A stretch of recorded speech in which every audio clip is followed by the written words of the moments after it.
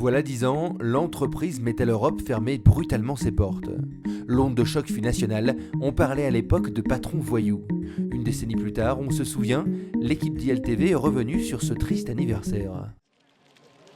Le parallèle est assez surprenant, mais ces images ont bel et bien été prises à 10 années d'intervalle. Samedi dernier, cela faisait donc 10 ans que les salariés de Metal Europe apprenaient par un fax laconique la fermeture de leur usine. S'annonçait alors l'une des pires catastrophes sociales et économiques que la région Nord-Pas-de-Calais devait connaître. Quel gâchis, à la fois humain, et quel gâchis économique, parce que c'était quand même le centre de production de plomb et de zinc européen, de métaux rares, importants pour l'économie mondiale, qui ont complètement disparu du marché européen.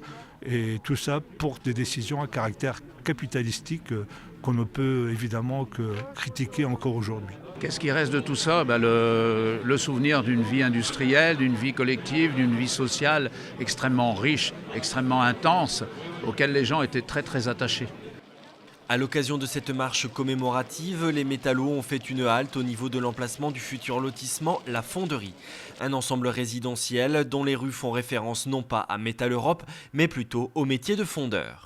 En 2013, la fonderie, c'est 217 logements en 3 tranches. La première, celle pour laquelle nous avons posé la première pierre aujourd'hui, c'est 60 logements pour permettre demain à un nombre de familles de Noyer-Godeau et des environs de venir résider dans le centre de la commune. Le choix du nom de la fonderie, je dirais plus que Metal Europe, c'est l'activité professionnelle de quasiment pendant un siècle qui s'est déroulée sur cette usine qui est ainsi mise à l'honneur. Noyelles-Godeau, comme sa voisine Courcelles-lès-Lens, ne veut donc pas oublier ses métallos et soutient autant qu'elle le peut l'association Cœur de Fondeurs.